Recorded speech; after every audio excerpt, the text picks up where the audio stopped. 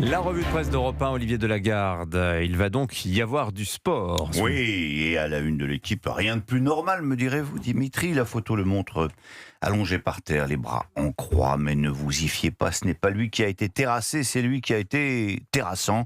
Moïse Kouamé, nouvelle coqueluche de Roland-Garros, qui à 17 ans vient de passer un deuxième tour porte d'Auteuil à l'issue d'un match incandescent déjà, en raison de la météo, mais aussi du fait de son scénario en 5-7 avec renversement de situation à gogo. Servez-vous, rêve à volonté sur les terres battues de Roland-Garros, s'exclame d'ailleurs Julien Reboulet dans son éditorial. Que vous soyez un gosse de 17 ans diablement charismatique ou un doyen de 39 ans férocement inoxydable, cet open bar s'amuse l'éditorialiste. Mais si le tennis tient le haut du pavé, comme chaque année, durant 2 semaines, il doit quand même faire place nette à l'autre événement sportif du week-end. Est-ce que vous voyez de quoi je veux parler, Dimitri ?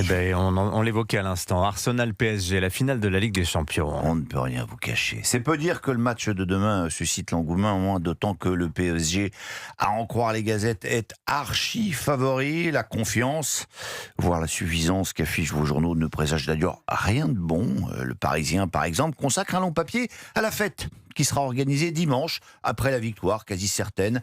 Une parade sera prévue sur le Champ de Mars. Les joueurs partiront de l'école militaire et s'avanceront vers la Tour Eiffel, un cheminement qui s'effectuera à pied, un peu comme lors des défilés de mode, explique Florent Hélène. Ils monteront ensuite sur une vaste estrade avec espace pyrotechnique pour présenter le trophée au public, avec derrière eux la Dame de Fer en majesté. Voilà, tout est prévu et moi je vous dis que cet excès de confiance n'est pas très bon signe. Je ne veux pas doucher évidemment les enthousiasmes, mais dans les Échos, qui soit dit en passant consacre aussi une grande partie de sa une à ce match, vous lirez une longue interview tout à fait passionnante de 2 économistes du sport, Richard Duhallois et Luc Arondel. Le football est en train de vivre en France la fin de ses 30 glorieuses, disent-ils, et risque fort de rentrer dans les 30 piteuses. Parce que derrière le PSG, qui est désormais un grand d'Europe, les autres équipes françaises tirent la langue et ne peuvent plus rivaliser avec les meilleurs clubs du continent. Quand on voit que l'an prochain, les droits télé vont encore reculer en France, il faut reconnaître que nous ne faisons plus partie du Big Five, disent-ils, avec les Anglais, les Espagnols, les Allemands, les Italiens.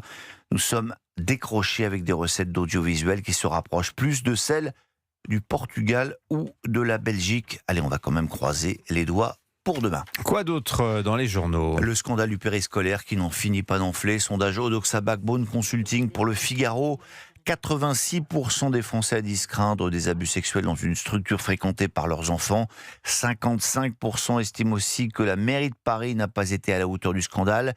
Et apparemment, un scandale qui n'est pas fini. Il n'y a pas que les écoles qui seraient concernées. Certaines crèches de la capitale sont aussi visées par ce fléau. 2 femmes travaillant dans des crèches ont été suspendus à titre conservatoire, raconte Emma Ferrand. Les parents sont fous d'inquiétude. Ma fille devait faire sa rentrée à l'école publique en septembre prochain, raconte un papa. Je suis en train de voir pour l'inscrire finalement dans le privé. Voilà, on va quand même terminer par un sujet un peu plus léger. On commence avec le sport. Eh bien, on va terminer avec des voitures sportives, vous le savez, hein, on en parlait en début de semaine. Je vous racontais que c'était le branle-bas de combat chez Ferrari qui présentait un nouveau modèle 100% électrique. Ça devait être un feu d'artifice, la Luce. Et bien, une semaine après, c'est plutôt le pétard mouillé. L'action Ferrari a déjà perdu 8% de sa valeur, raconte l'opinion. Un crash avec une Ferrari, c'est évidemment spectaculaire. En effet, la Luce dont le design a beaucoup surpris effectivement les admirateurs de Ferrari. Merci beaucoup Olivier Delagarde. Prochaine revue de presse avec vous, 9h moins le quart.